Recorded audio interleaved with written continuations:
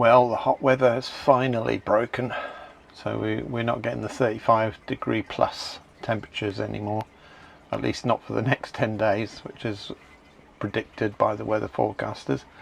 Currently the highest temperature will be maybe 22, 23 max. So today, as we're not able to cruise along the canal, well, that's not strictly speaking true.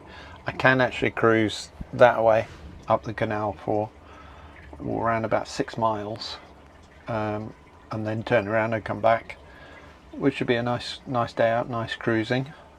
However, we can't actually go beyond that. The locks are closed there, the locks are closed just behind me back that way, so all we can do really is go up and down the canal. So I've decided to stay where I am for now and do a few extra jobs which I've been meaning to do. One that I would like to do is fit a gauge to my gas tanks, because I've got absolutely no idea how much gas is in there. So I'll show you how I do that, and it's quite an ingenious little thing. It's not a proper gauge as you see, like a little round thing with a needle. It's not one of them. It's actually a magnetic one that sticks onto the bottle. And one job that's been niggling at me is my security camera mount. So I'm going to change that for a proper one. I'm going to give you an update on my garden, how it's growing. It's doing quite well. And some months ago I bought myself a waterproof drone, a job that I've been meaning to do for the front of the boat, the bow, in this area that I'm sitting in now. I'd like to build myself some plant stands, because at the moment it's sitting on the floor down there. And to finish up, I'm going to be giving you a huge thank you to all the viewers out there. So look out for that. I've hit a few milestones recently on the YouTube channel, so I just want to say a huge thank you to everybody. So look out for that. Right, it's time to crack on with these jobs.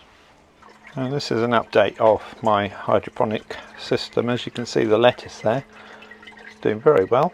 I could actually pick some of those now and eat them, but I'm actually going to leave that for a little bit longer.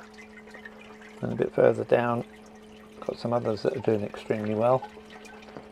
That one back there, I think, is a pepper plant. One at the bottom there, I think I've killed that one. Decided not to grow anymore. It's around the back, as you can see. That one there is the pea plant, and it's doing extremely well. Very happy with that one. During the hot weather, I was terrified as I was away from the boat that the plants would go dry in the pots and they would die because they just didn't have enough water. Unfortunately, I overdid the water and some of them have not survived. As you can see, these ones, they are no more. The soil is still wet. And this one here, there's no drainage, so the extra water I put in there simply just drowned the plant. As you can see, the top of it, which used to have leaves on it, is now dead. One success story I've got is hidden behind a leaf there. Just look at that. That is my one and only jalapeno pepper.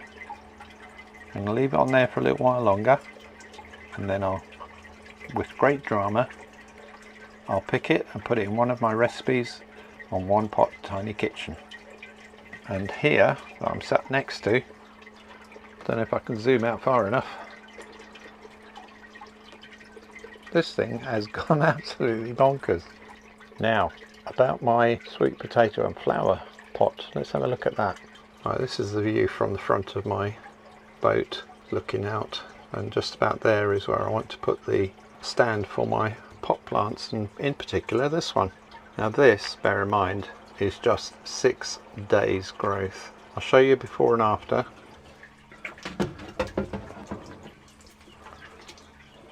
That sweet potato, all that greenery sort of in the middle of the frame, has literally grown in the last 6 days. And if you look, you can just see obviously the green shoots at the back, but there's tiny specks of green. That is plants coming through. It's give that another week and it'll be quite dramatic to see. I'm just about to attach my gauge to my gas tanks, which are in that or under that locker. There are two types mainly that I found. There's basically two types. There's one that's like a round gauge. Now the other one that I'm going for is actually a magnetic thing like that, which attaches to the side of the bottle. It will change colour depending on the temperature. So if I just put my finger on the back here, you can see there's a colour change. If I do a close up there, you can see it's changed colour there to indicate warmth. So the idea is you stick it on the side of the tank and it'll tell you exactly how full your tank is. So I'm just going to take out my empty one just to show you where it goes on the tank.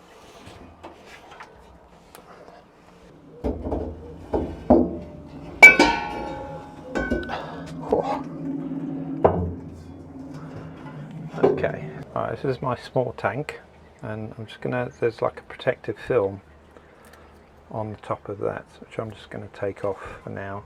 And you'll see on all tanks they've got like this weld mark, which is approximately halfway down, and that's where we want to stick our gauge. And this is actually an empty tank, so that's the gauge there, so you can see the colour difference. As you can see, I've applied the gauge to the full tank, so that is showing that it is full.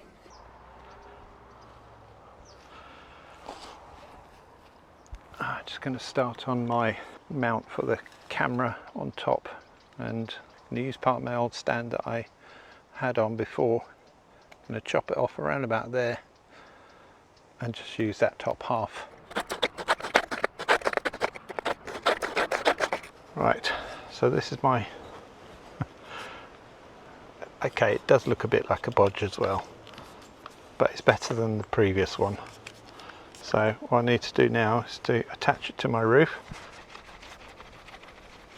Just getting some of the dust and dirt off, and that way my suction pad and magnet will attach nicely. Just adjusting it to the right angles.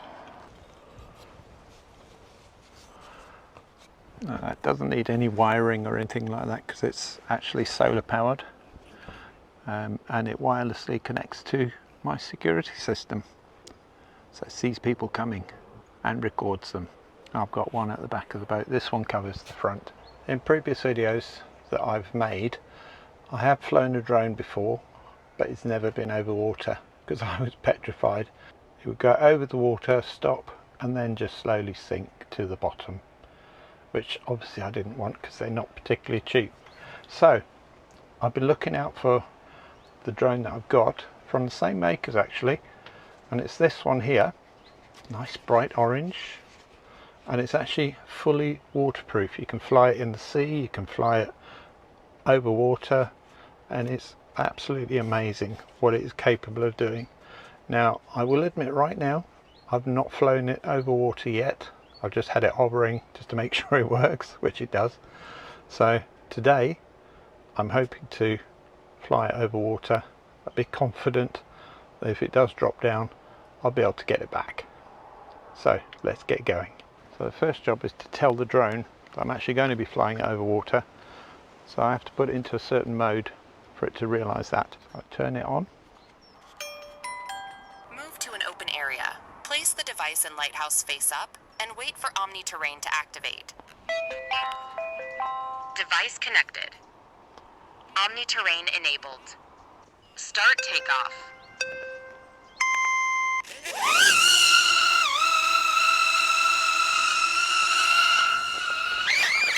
Device in flight. Tap inactive.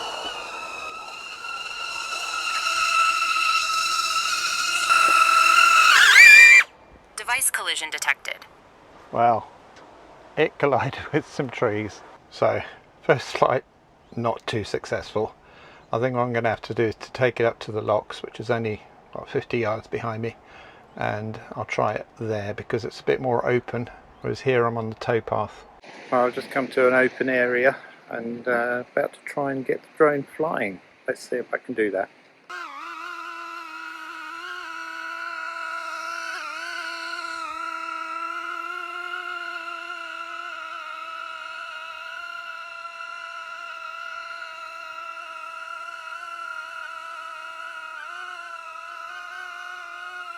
As you can see, it's nice and sunny, quite warm, it's nice, very comfortable.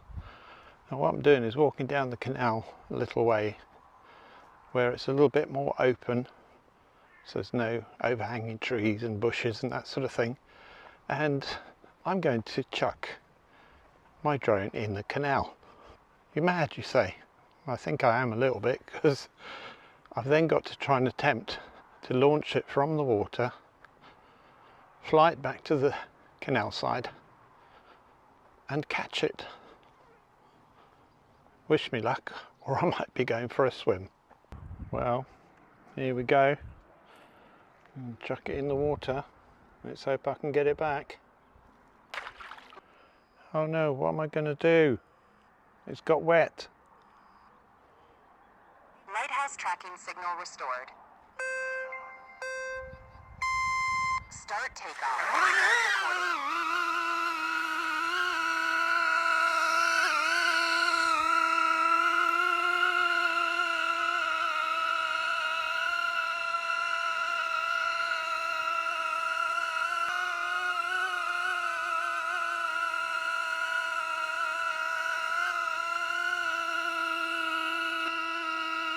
There it is. I'm going to try and land it now on my hand.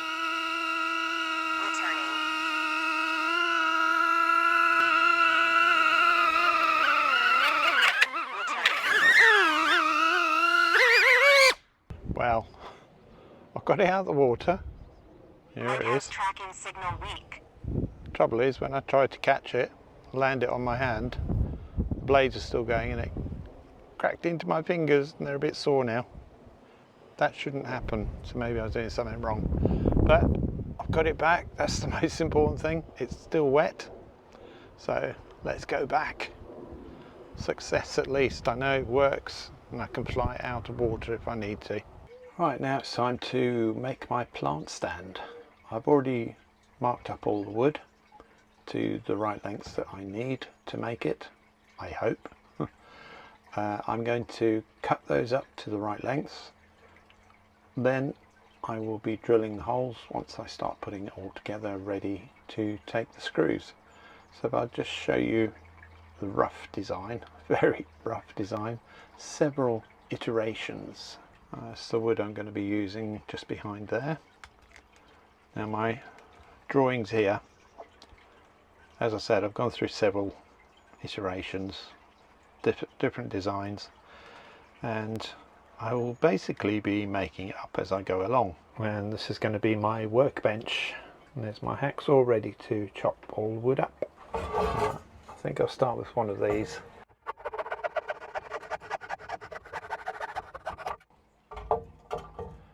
The difference a sharp saw makes. That's a brand new one, so it should be good. And these are bits of wood that I acquired from somewhere. I believe they're the base of a single bed, which means they're a bit curved. But that won't matter for my design. I had these handy plastic bungs that go on the end, so that's going to be my feet. Can you tell I'm not a professional woodcutter? Now, obviously, as you can tell, I'm not looking for the most professional job ever, but as long as it works. I mean, for example, these two are within a millimetre or so of being the same size, which is ideal. Now I'm going to have to do a bit of a contortionist because this one is actually bowed, as you can see. Now if I just hold it there, it just does that sort of thing. So I've got to try and get my leg up there, which is not easy for me. Just hold that one side down and then I cut this side.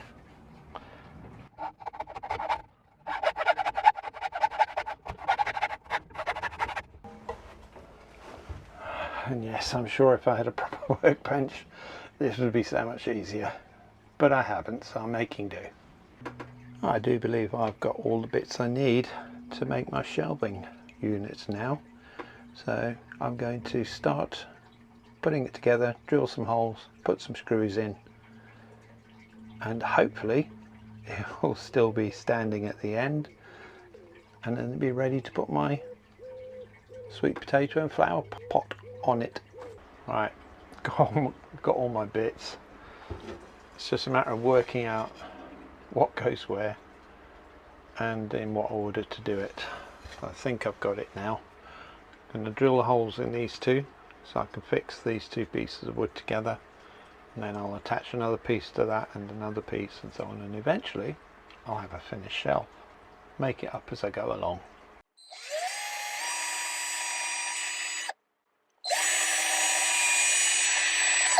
There you go, perfect.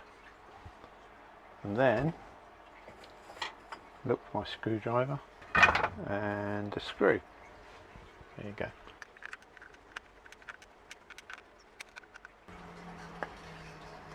One down, many more to go. Put another one in and then I'll get on with drilling some more holes. Believe it or not, my shelving unit is actually beginning to look like the picture in my head. Looks good on camera, doesn't it? So the tray will sit in there. These are for support so it doesn't fall through. All I've got to do now is put my 4 legs on and make sure they're stable. I might need to put in a brace. I haven't decided that one yet. We'll see how steady they are once I've screwed it all together. Right, so that is now 2 legs attached. Just got to do the shorter ones up at this end. Now the one thing I have noticed, if I just try and show you, you might be able to see it slightly bowed like that on both sides going in. So this gap here is a bit smaller than I would like. So what I'm going to probably do is put in a piece of wood in there just to splay out the legs just a touch, and that should make it a bit more stable as well. And there we have it, my finished shelves for my plant pots for the sweet potatoes and flowers. As you can see, I have put in those strengtheners, shorter legs go at the front because it slopes down that way, and it is more or less level. It has got a slight wobble which I will fix at some point. Just need to put a little wedge of wood underneath. So all that's left to do is to put my plant pot on there and see if it fits.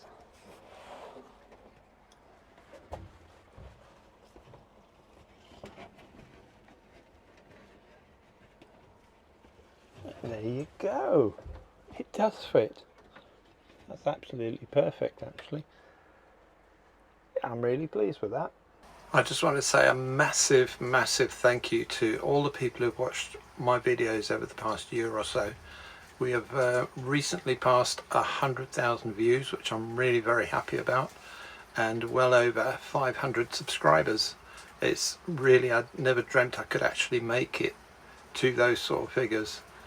I would like to get further. I'd like to double that. In fact, I'd like to get to 1,000 subscribers.